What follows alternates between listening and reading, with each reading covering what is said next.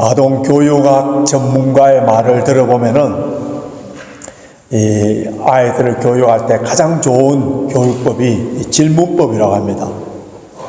소크라테스적인 삼파법 이렇게 표현할 수 있는데, 많은 질문과 그 대답을 통하여서 아이들이 많이 알아가게 된다고 합니다. 그럼 성경을 쭉 보시면은 많은 질문이 나오고 그 질문에 따른 대답이 나옵니다. 하나님께서 우리 인간에게 질문하시는 것이 있는가 하면은 또 우리 인간들이 하나님께 질문을 하는 그런 내용도 나옵니다. 현문현답, 우문우답이라는 이런 말이 있는데, 좋은 질문을 하게 되면은 좋은 답이 나올 수 있고요, 어리석은 그러한 질문을 하게 되면은 어리석은 답이 나올 수 있는데, 이 지혜 있고 현명하고 이 지성과 교양을 갖춘 사람들은 이 질문이 아주 좋은 질문들을 많이 하게 됩니다. 오늘 본문에서 우리 인생에 있어서 가장 중요한 질문, 반드시 물어야 되는 질문, 그리고 그에 따르는 반드시 알아야 되는 답이 나오고 있는데, 어느 한 젊은 청년이 예수님께 던진 질문, 이것이 무엇이냐면은 영생에 관한 질문. 여러분, 이거는 한 괴인의 궁금하여서 묻는 질문이라기보다도 우리 모든 인간들, 특별히 아담의 죄로 말미암아 영원히 지옥 갈 수밖에 없는 모든 죄인들이 공통적으로 물어야 되는 질문이고, 이 질문에 예수님으로부터 오는 그 답을 명확하게 알고 있어야만 됩니다. 먼저 그 질문이 무엇인지 오늘 16절에 나오는데요. 자, 다시 16절 한번 보시기 바랍니다.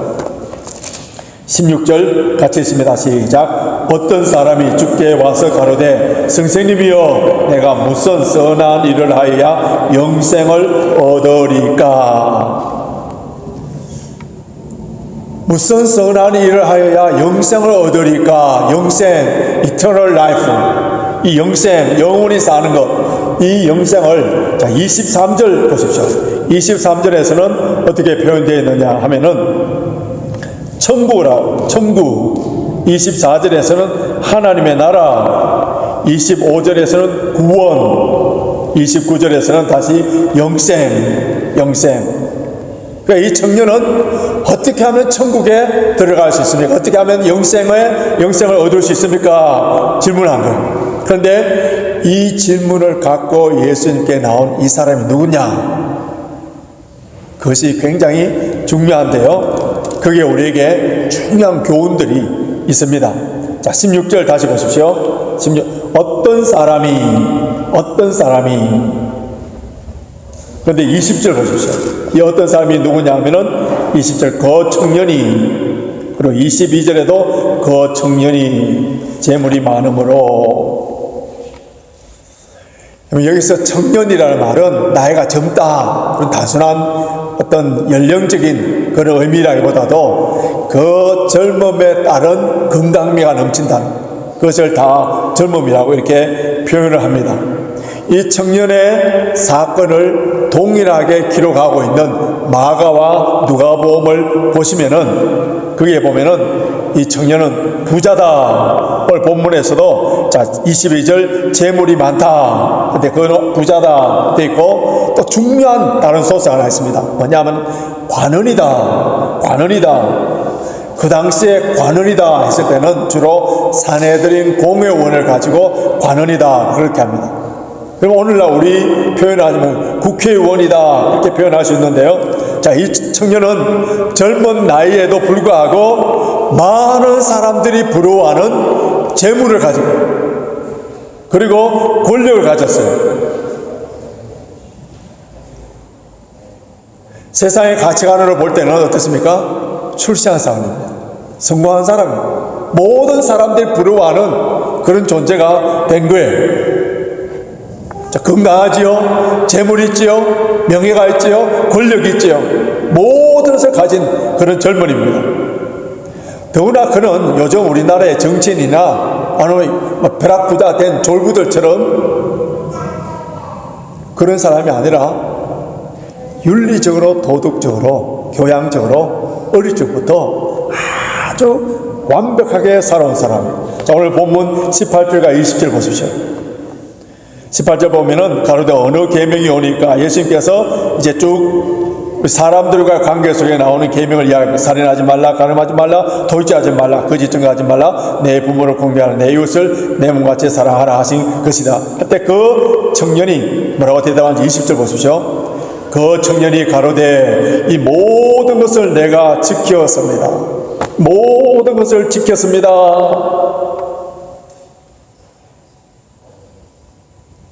그런데 아직 무엇이 부족합니까? 마가복음과 누가복음을 보시면은 이 청년은 이런 모든 것들을 어릴 때부터 지켰습니다. 되어 있습니다. 나이가 들어서 인생에 큰 고비가 있어서 하나님 매를 한번 맞고 그때서 정신을 차려서 하나님 계명을 지킨 것이 아니라 어릴 적부터 부모의 교육을, 납비의 교육을 통하여서 이런 모든 계명들을 잘 지켜온 사람이에요. 마가복음 보시면은 예수님께서 이런 청년을 보시고 사랑스러워했다. 이 청년이 지켰다는 말이 거짓말이 아니라 정말 어릴 적부터 잘 지켜와서 예수님 눈에 사랑스럽게 보였다는 거예요. 자, 젊어요, 돈이 있어요, 권력이 있어요, 그 삶이 깨끗했었어요. 젊은 사람들이 이 정도가 되면은 대부분의 젊은이들이 어떻게 됩니까? 금방을 떱니다. 교만합니다. 아나무인이에요. 그런데 이 청년은 그런 사람이 아니에요.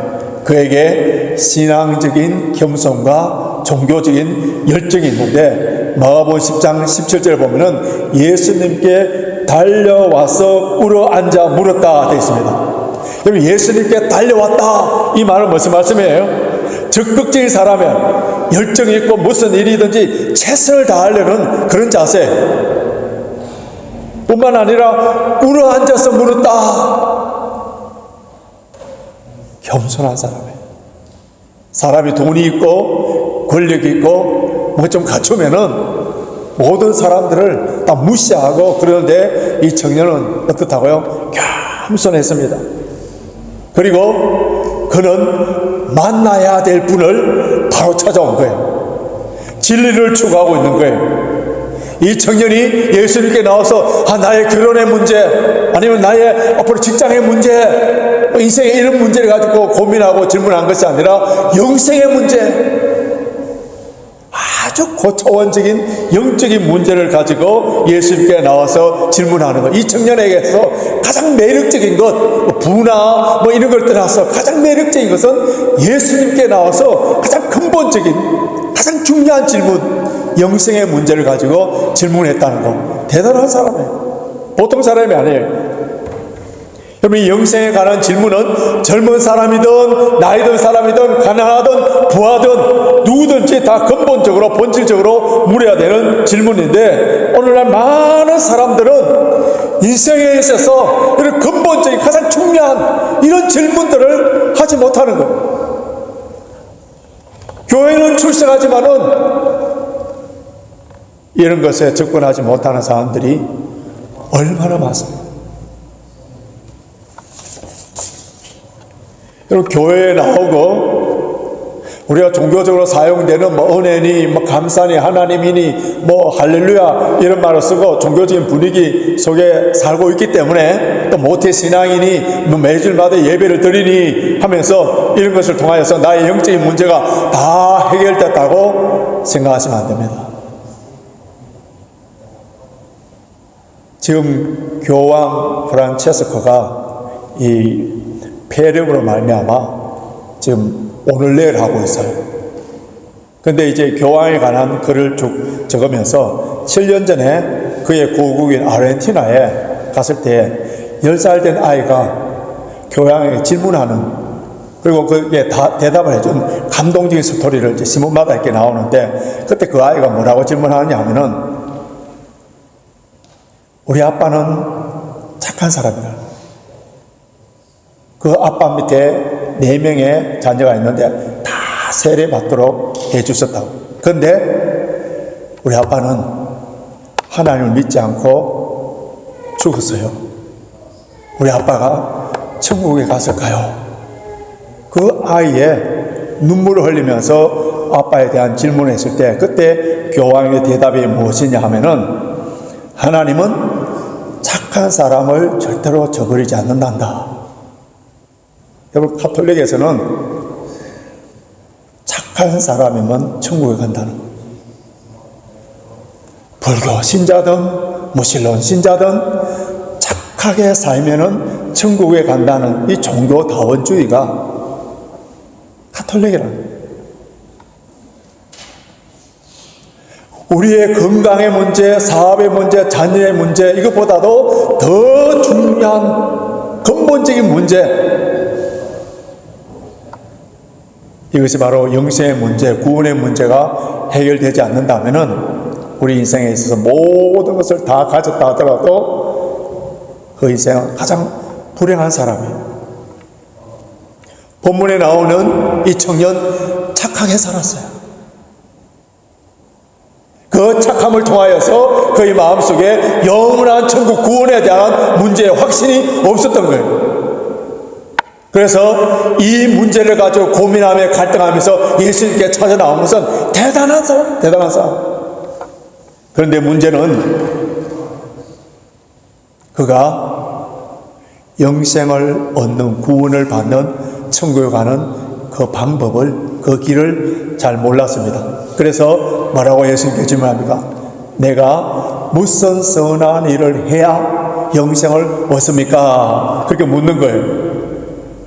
어떤 선한 행위처럼, 가톨릭 교황에서 가르치는 것처럼, 종교다원주의에서 가르치는 것처럼 내가 착한 일을 많이 하는, 공덕을 많이 쌓으면 질서 있는 감천이라는 그런 식의, 그 당시 유대교에서 가르치는 그런 방법으로 예수님께 접근했습니다. 여러분, 우리 기독교 외에, 기독교 중에서도 우리 복음주의 외에 다른 모든 종교들이 가르치는 것이 뭔지 아세요? 선한 일을 많이 하면은 구원받는다.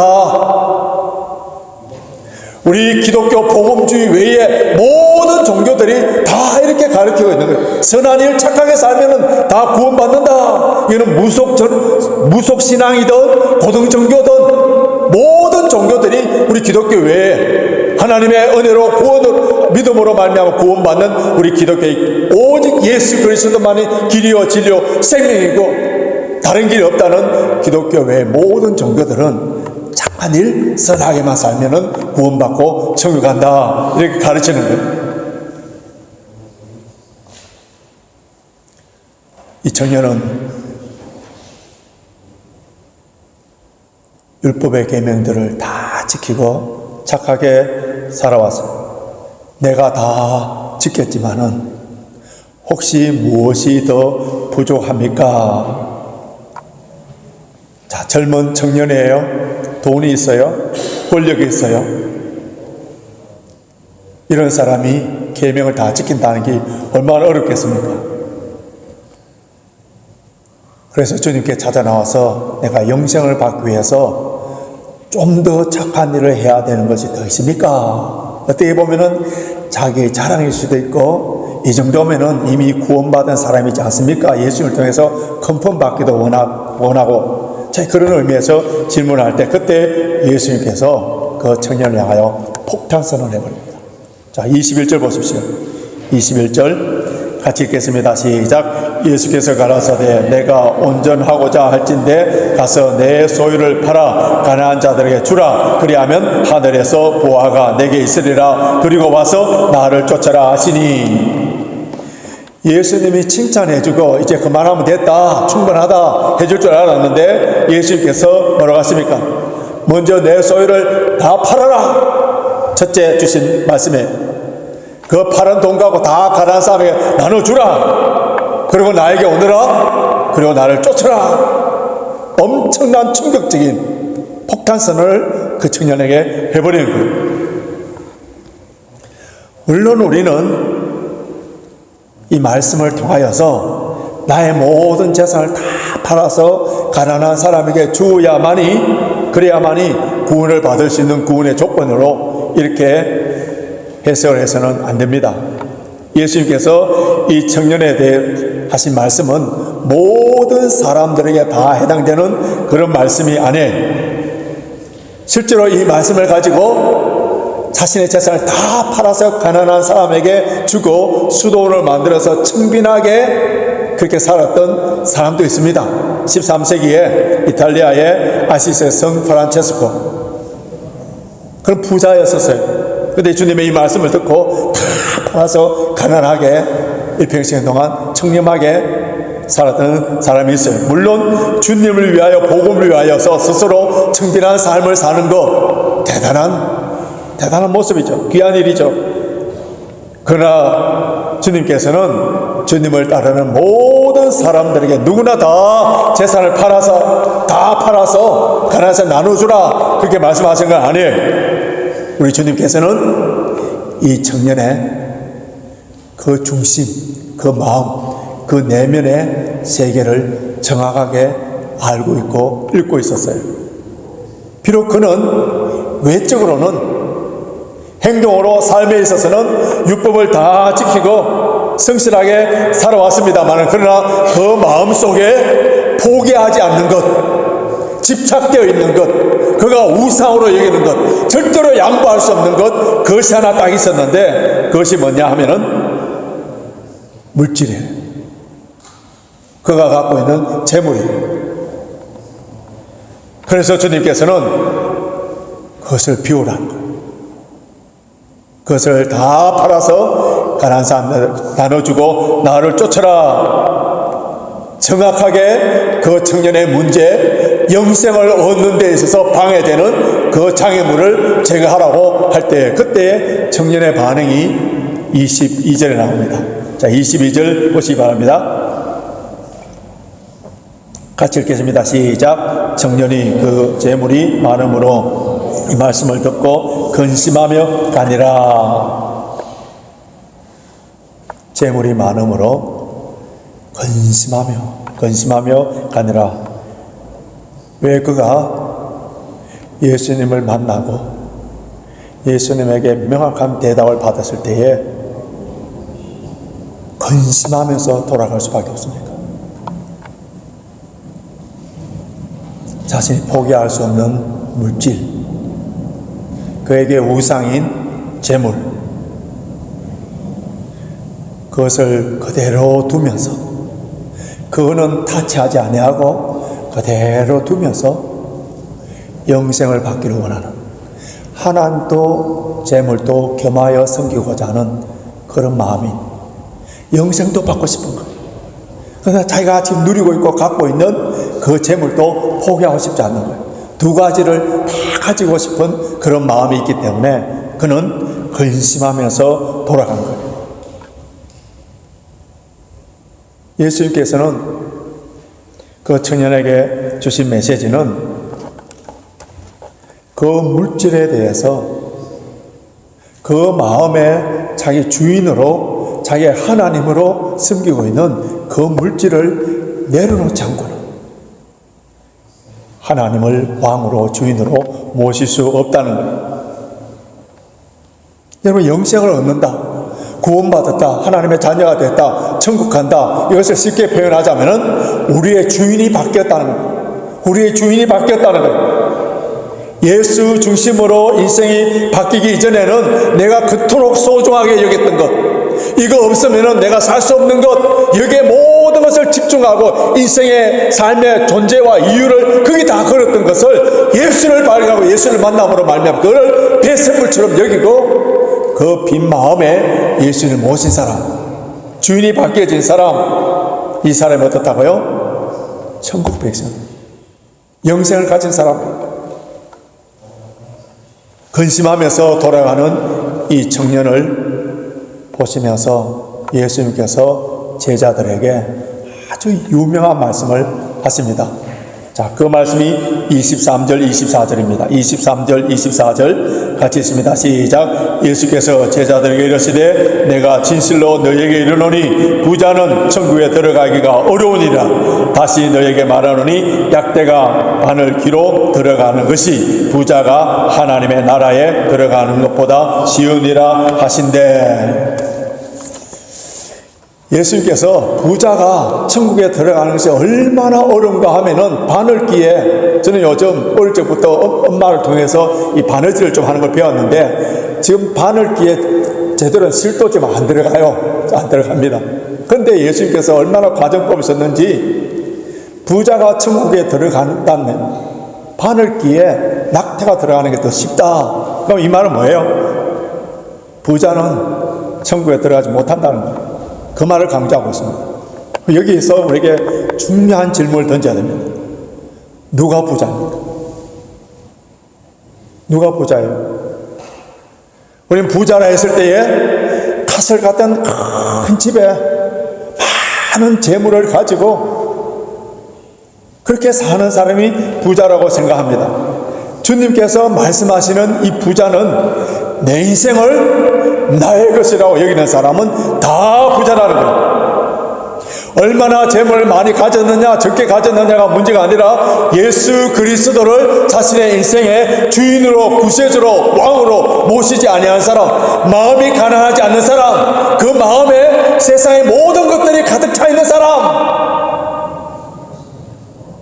심령이 가난한 자는 천국에 질 것이며 했는데, 심령이 가난하지 않는 사람, 이 사람들 누구라고요? 다 부자라는 거예요. 우리 인생의 목적이 예수님이 아니라 다른 것들이 우리 인생의 목적이고, 그것이 없이는 절대로 살 수 없다는 것, 그것이 뭐라고요? 나에게 우상이에요.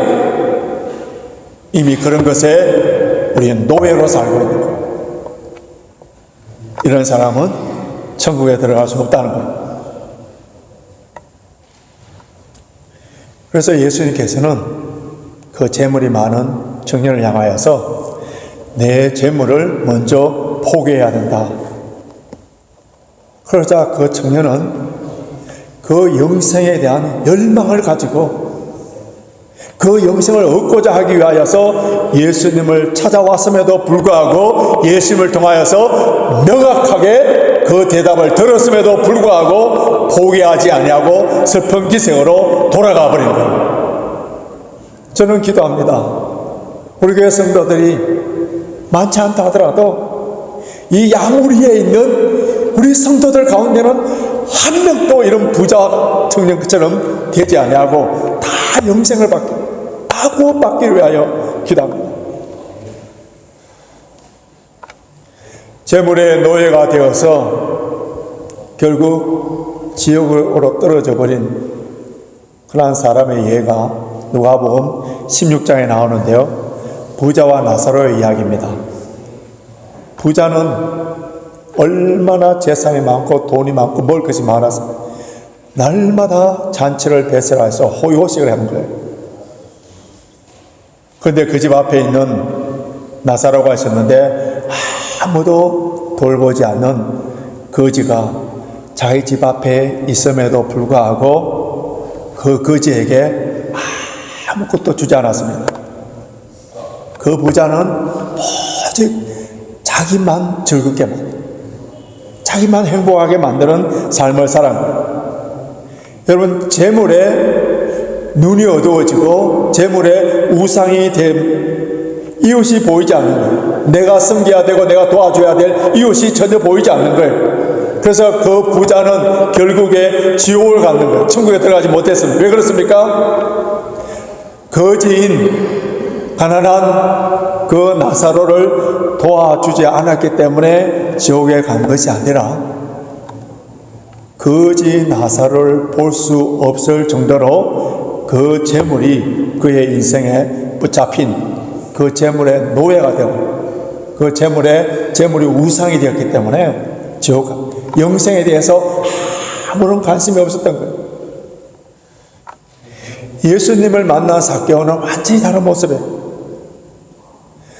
세리였어요. 그 당시에 세리는 동족들의 피를 빨아먹는 아주 악한 죄인이었습니다. 그런데 그가 예수를 만난 후에 예수님께 뭐라고 회개하고 고백합니까? 내 재산 절반을 가난한 사람에 나눠주겠습니다. 왜 절반이에요? 다 나눠주지. 그 다음 나오는 말이 있습니다. 남의 것이 토색했다면 토색했죠. 빼앗았죠. 4배로 갚겠습니다. 그 나머지 갖고 다 사람들에게 갚아주겠다. 손을 틀어버려. 뭡니까? 자신의 재물에 대해서 완전한 자유함을 누리는 거예요. 완전한 자유함. 그의 인생에 그토록 소중하게 여겼던 그 재물을 예수님을 만나는 순간에 모든 것을 포기해버리고 예수님 한 분만으로 만족하는 사람, 이 사람이 뭐라고요? 영생을 가진 사람, 구원받은 사람, 하나님의 자녀라는 거예요. 그래서 우리는 내가 주인 삼은 모든 것 내려놓고 내 주 대신 주 앞에 나가 내가 사랑했던 모든 것 내려놓고 주님만 사랑해. 내가 주인 삼았던 것, 내가 사랑했던 것 내려놓고 주님만 사랑하는 그 사람이 누구라고요? 영생을 가진 자의 삶의 모습이라는 거예요. 오늘 이 본문의 말씀을 우리가 잘못 왜곡하면은, 그럼 우리는 물질적인 풍요를 누리지 말고 예수님께서 하나님께 주시는 그 분복을 누리지 말아야 되느냐, 그런 말씀 아니에요. 주님께서 주시는 물질의 노예가 되지 말고 그 물질을 잘 다스릴 수 있는 청지기가 되라는 거예요. 이런 부자에도 세 가지 유형의 부자가 있습니다. 첫 번째 부자는 철저하게 돈의 노예가 되어서 구두쇠처럼 사는 부자. 그의 손에 돈이 들어오면은 죽어야만이 나가는 그런 사람. 아무리 이웃이 가난하고 돈을 써야 될 때를 쓰지 아니하고 돈이 우상이 되고 돈을 더 많이 모으는 것이 그의 유일한 낙으로 삼는 사람. 돈이 좀 더 모이면 기뻐하고 즐거워하는 사람. 이것이 바로 돈의 노예로 사는 부자고요. 두 번째는 돈의 파워를 아는 부자예요. 돈의 파워를 알기 때문에 돈을 열심히 모으려고 합니다. 왜냐하면 이 돈 때문에 사람을 살 수도 있고 자기가 원하는 모든 권력이나 인기나 모든 것을 다 돈을, 그래서 돈을 뭐라고 만모니즘이라 하지 않습니까? 신격화시키는, 뭐니 해도 머니다 이렇게 하여서, 그리고 이런 사람은 돈을 쓰기는 씁니다. 무엇 때문에 쓰는지 아세요? 자신을 드러내는 곳에는 돈을 잘 씁니다. 그러나 셋째, 정직이적인 부자가 있어요. 하나님께서 내게 맡겨주신 재물을 잘 관리하여서 하나님이 원하시는 곳이라면 아낌없이 씁니다. 돈을 사용하되 자신이 청직이기 때문에 아무리 돈을 많이 써도 자신의 이름을 내지 않습니다. 하나님의 영광을 위하여서 그 돈이 아름답게 쓰임받는 것에 대해서 오히려 기뻐하고 영원한 생명을 살리는 일이라면 아낌없이 내놓는 청지기적인 부자.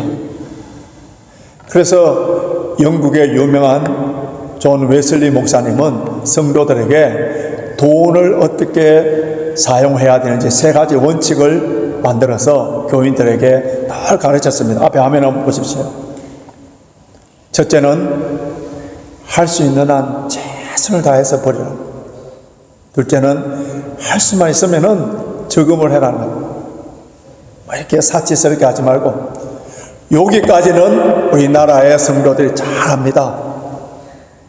열심히 돈 벌고요, 열심히 모아서 소화.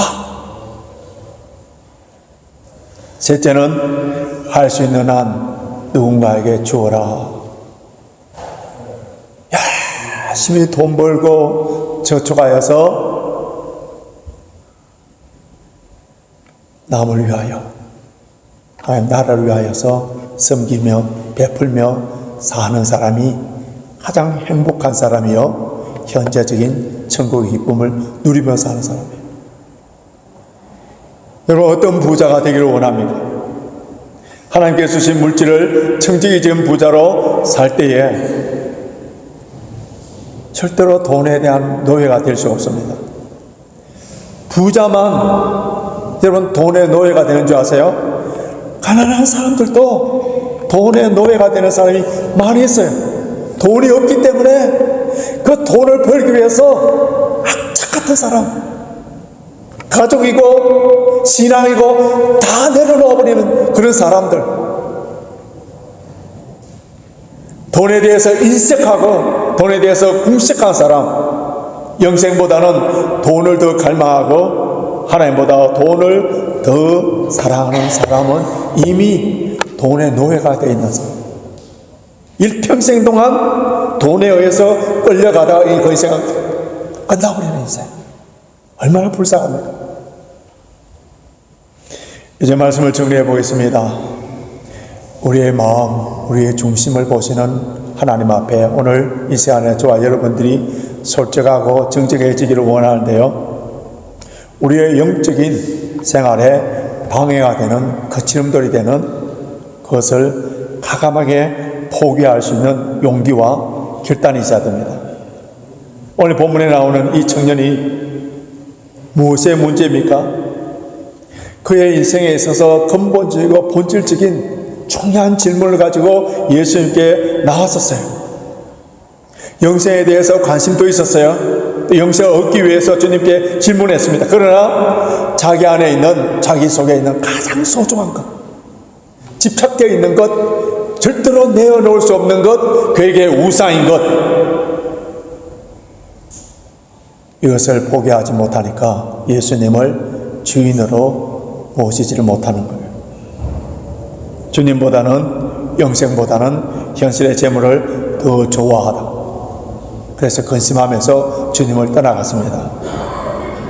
오늘 이 자리에 예배드리는 우리 모든 성도님들은 세상의 어느 사람들보다도 더 영생에 대해서 관심이 많아요. 인생의 본질에 대해서, 핵심에 대해서 무엇인지 압니다. 주님 앞에 나와서 무릎을 꿇을 정도로 오늘 예배 자리에 우리가 나온 사람이에요. 여러분, 이것만으로 영생을 받고 구원을 얻은 것은 아니에요. 예수 그리스도를 나의 주인으로, 왕으로, 구세주로 모셔야 됩니다. 그런데 영접해야 되는 그 마음에 물질이, 세상의 것들이 가득 자리에 잡고 있으면 예수님 모실 수 없는 거예요. 이것을 먼저 포기하고 내려놔야 됩니다. 오늘 본문에 나오는 부자 청년처럼 근심하면서 집으로 돌아가는 그런 사람이 한 명도 없기를 바라고요. 우리에게 모든 성도님들은 다 영생을 선물로 받아서 예수님을 나의 주인으로 모시고 살고 있기 때문에 주님이 주시는 기쁨과 평강을 누리고, 가난하든 부하든 건강하든 병들든 예수님 때문에 기뻐하고 즐거워하고 감사하고, 예수님께서 주신 어떤 것이든지 선한 청지기로서 하나님 나라와 이웃을 위하여서 아름답게 사용함으로 말미암아 주님께서 더 많은 축복과 더 은혜를 우리에게 맡길 수 있는 주님의 마음에 합한 자들로 살아감으로 말미암아 날마다 천국의 기쁨을 누리는 저와 여러분이 되시길 주님의 이름으로 축원합니다.